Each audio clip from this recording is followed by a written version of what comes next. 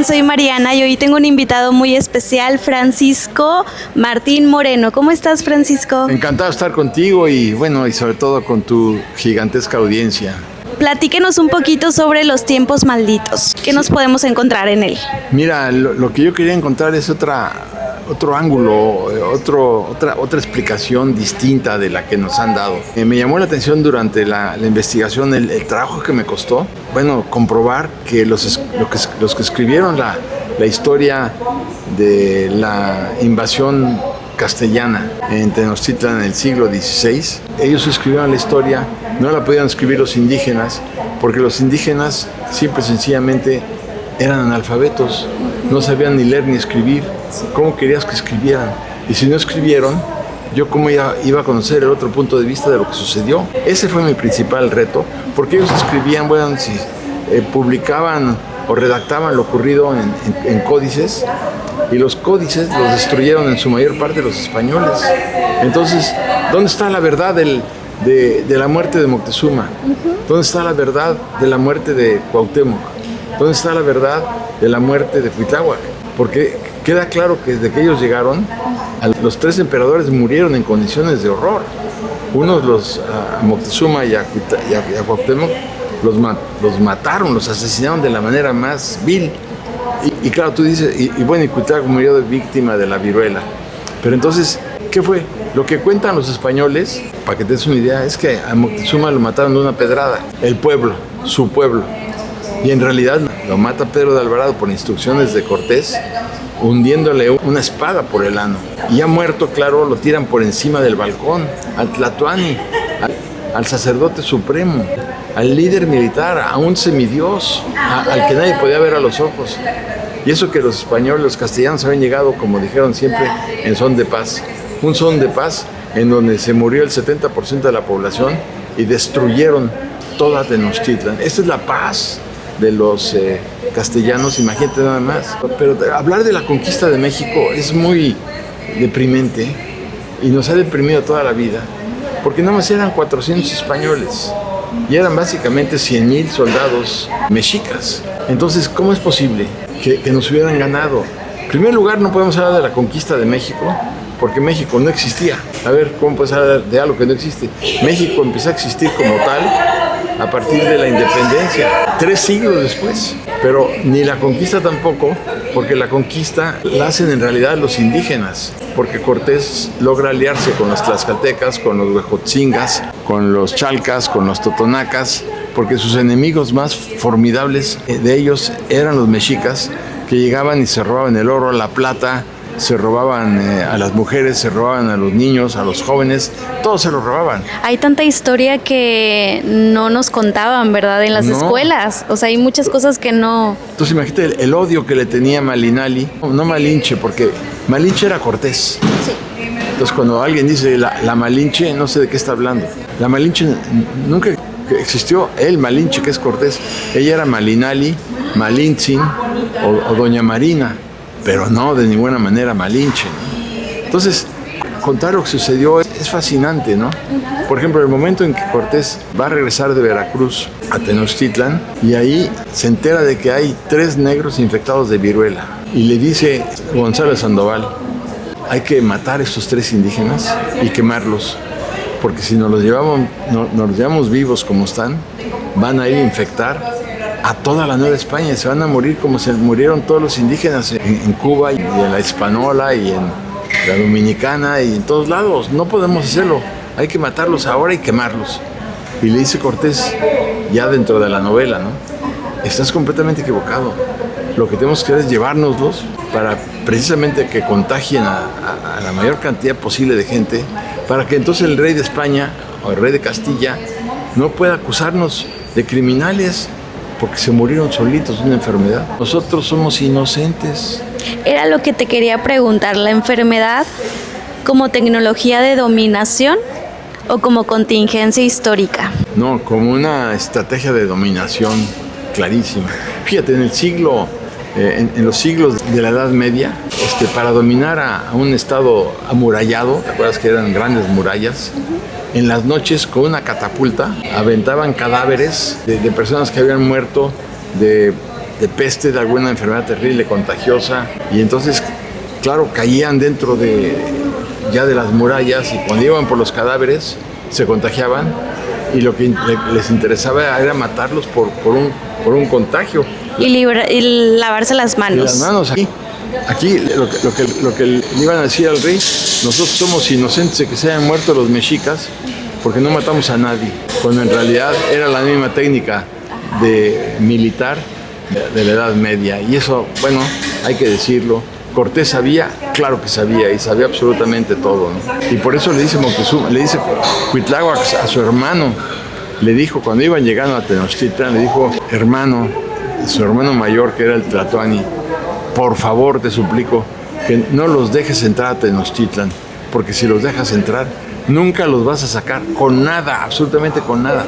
No los dejes entrar. Y Moctezuma lo ignoró y los dejó entrar. Y bueno, ya el resto de la tragedia ya te lo sabes. Ya lo sabemos. Hablas un poco sobre sanar el trauma de la invasión. ¿Qué crees que necesita hoy el lector mexicano para procesarlo? Lo primero que necesita es informarse. Cuando me dicen, es que Cortés, el día del encuentro, llegó con los cañones y bombardeó todo para hacer... No es cierto. Después del encuentro, el 8 de noviembre de 1519, Moctezuma invita al Palacio de Axayácatl, al corazón de Tenochtitlan, invita a los 400 castellanos invasores. Él los invita, o sea, y se quedan 235 días ahí. Entonces yo creo que es importante que la gente sepa lo que ocurrió y cómo se logró luego la conquista. No por los perros, no fue por la pólvora, no, fue por la peste. La primera guerra bacteriológica del Nuevo Mundo la impone Cortés. Y esto creo que hay que subrayarlo y decirlo desde todos los tonos. Los indígenas, es decir, los castellanos jamás conquistaron México. Los que conquistaron Tenochtitlan, por decirlo bien, fue una alianza indoeuropea de totonacas, tlaxcaltecas, huejotzingas y chalcas y otros más que odiaban y ellos son los que hacen la conquista. Cuando se dice el observador, dentro de su ignorancia perversa y supina, dice: es que el rey de España, los españoles tenían que disculparse por lo que nos hicieron. En primer lugar, España no existía, tampoco existía España. Entonces, ¿cómo le dice España que se disculpe cuando España no existía? Digo, por favor, seamos serios, ¿no? Y entonces, ¿quiénes tienen que disculparse? ¿Los castellanos que llegaron? ¿O se tienen que disculpar pues todos los aliados indígenas que estaban hartos de las extorsiones y de los robos de los mexicas? Igual que Malinali dicen, es que es una traidora. Ah, sí, para que haya una traición tiene que haber un pacto. Tú y yo tenemos un pacto, que es lo que tú quieras, y yo violo el pacto, soy un traidor. Pero ¿qué pacto hay entre Moctezuma y Malinali? Dice, no, es que eran de la misma sangre. Pues yo te diré entonces, Hitler es un traidor porque Hitler bombardeó Polonia. No, bueno, no, claro que no es un traidor. Pues ¿cómo? Pues no estás diciendo, son de la misma sangre prácticamente alemanes y polacos, ¿o no? Bueno, entonces claro que no, eran diferentes reinos, diferentes señoríos, y Malinali estaba harta. Habían matado también a su padre, por más que digan que no. Y claro, ella lo que quería era vengarse, como también querían vengarse los tlaxcaltecas. Cortés entiende ese propósito, esos objetivos de los indígenas, y sabe trabar una alianza con todos ellos para acabar con los mexicas. Y la alianza es la que hace posible la caída de Tenochtitlan. ¿Qué pasaje le dolió escribir y cuál le dio paz? A mí me dolió... Qué buena pregunta hiciste. Mira, a mí me dolió muchísimo la muerte de Cuitláhuac, porque Cuitláhuac le había dicho, como te decía, a su hermano, no los dejes entrar. Pero cuando finalmente él se da cuenta que tenía toda la razón, Cuitláhuac, en la noche triste, él es el único líder militar indígena que logra derrotar a los castellanos junto con los tlaxcaltecas, junto con los chalcas y huejotzingas. Y es un héroe al que no se le ha dado el debido crédito. Y entonces, cuando ves que va a reunir a la gente, va a reunir armas, va a pedir alianzas para decirle, cuidado con estos castellanos que se quieren quedar con todo, porque si los dejan ustedes, después a ustedes mismos les va a hacer lo que ellos nos están haciendo a nosotros. No va a quedar nada. Pero de cualquier manera va a la noche triste, que debe llamarse la noche de la alegría, les gana y tú dices, Ya acabó la invasión europea. No, porque a partir de ese momento, 3 días después de la Noche Triste o 3 semanas después, empieza la peste de la viruela y muere Cuitláhuac, enfermo de viruela, el que podía haber construido el imperio y haber llevado a cabo la resistencia. Entonces, cuando muere Cuitláhuac y mueren el 70% de los guerreros, cuando regresa Cortés después de la Noche Triste, de la Noche de la Alegría, que regresa a Tenochtitlan, pues ya no encuentra nada, la resistencia era insignificante y por eso arrestan a Cuauhtémoc, por eso le queman los pies, porque todo lo que les importaba era el oro. Y bueno, esa fue la parte más dolorosa. No sé cuál era la otra parte de la pregunta. ¿Cuál fue el pasaje que te dio paz? El pasaje que me dio paz. Que al momento de escribirlo sentiste como este personaje o esta persona ya puede descansar de cierta manera. No, con lo que escribiste, no encuentro ningún pasaje que me haya dado paz. Lo que sí me dio mucha paz fue terminar la novela, porque me di cuenta que el tema lo tenía atorado desde mucho tiempo atrás. Y yo lo que quería era sanarme y decir, no, miren lo que pasó. Contar la historia. No lo perdamos de vista. Esto es lo que nos sucedió. Yo tengo que contar la historia. Y eso me llenó de paz y de tranquilidad. Ay. Eso sí, desahogarme fue definitivo. Y sobre todo también poder hacer comparaciones como esta. La comparación se quedan, como te decía, 235 días, durante los cuales los mexicas, el pueblo mexica, alimenta a los invasores, los cura, les da medicamentos a los invasores castellanos y a los invasores tlaxcaltecas, durante los años de inmovilidad total, porque estaban esperando la orden del Tlatoani. Pero hoy está pasando lo mismo. Justo. Hoy llegó al poder un grupo de rufianes. Ya el Estado mexicano no existe. Se han robado el patrimonio, lo han dilapidado, lo han desaparecido, igual que las instituciones de la República. Y la sociedad está como la mexica del siglo XVI. No responden. Pensamos que es la historia, pero está volviendo a suceder. Igual. Por eso es tan importante lo que decía Santayana, decía: quien no conoce su historia está condenado a repetirla. En este momento estamos repitiendo todo. Otros personajes, pero la misma historia. La misma historia. ¿Cómo fue que ordenaste cronológicamente los hechos con versiones contrapuestas? Sí, bueno, el orden cronológico no me costó ningún trabajo, porque pues yo veo cómo Cortés traiciona a Diego Velázquez, que era el gobernador de Cuba. Eso no me costó ningún trabajo entenderlo ni saberlo, porque el rey de España, que era Carlos I, Carlos V de Alemania, había nacido en 1500, y cuando Cortés le manda la primera carta para informarle, en 1519, el rey tenía 19 años y no hablaba castellano.